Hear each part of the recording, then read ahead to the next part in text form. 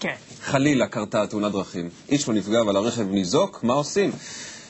בוקר טוב לעורכת הדין רות רומנו חביב, מנהלת מחלקת פניות הציבור בחברת הביטוח 9 מיליון. בוקר טוב. אז מה עושים?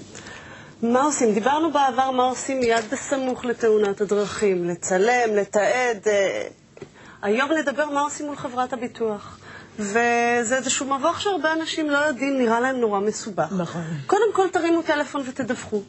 ובאמת לאותן חברות שיש מוקד 24 שעות, תרימו בכל שעה, גם סמוך לתאונה, אתם תזכרו יותר פרטים, יותר קל, יעזרו לכם. חברת הביטוח תפנה אותנו לשמאי, שיעריך את הנזק שנגרם לנו, והיא תפנה אותנו למוסך. זכותנו לבחור כל מוסך. מוסך שלנו, מוסך של הדוד, או מוסך שהוא נקרא מוסך הסדר. עכשיו, מוסך הסדר זה לא אומר מוסך שמסדרים אותי.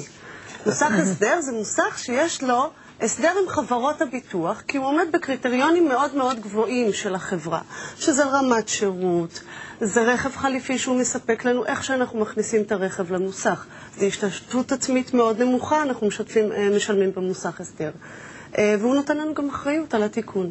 בתמורה, חברות הביטוח מתחייבות להעביר למוסכי ההסדר את אותם מבוטחים שמבקשים לעבור לשם. זה ההסדר בין חברת הביטוח למוסך. כי בדרך כלל חושבים שמרמים אותנו, הם שולחים אותנו דווקא למוסך. מוסך הסדר, אז אומרים, מרמים אותנו, יש שם איזושהי קומבינה.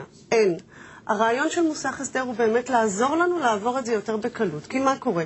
אנחנו מביאים את הרכב, מקבלים רכב חלופי, השמאי מגיע, חברת הביטוח משלמת ישירות למוסך, משלמת ישירות לשמאי. כל שאנחנו נדרשים הוא לחתום על התחייבות שאנחנו נשלם את ההשתתפות העצמית המוקטנת, ונחזיר את הרכב החלופי וניקח את הרכב שתקנו לנו. רכב חליפי זה קריטי, זה חלק מהביטוח גם ככה?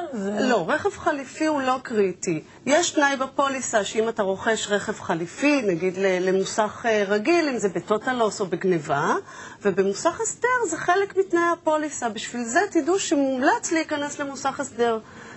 דבר נוסף, אם במקרה החלטתם לא להפעיל את הפוליסה וקורה, פגעה בנו השכנה המאוד נחמדה למטה והיא פגעה בנו בחנייה. ולמה שאני אפעיל את הפוליסה ועכשיו תגרם לי פגיעה בהנחת היעדר התביעות ותירשם לי תביעה? זכותכם.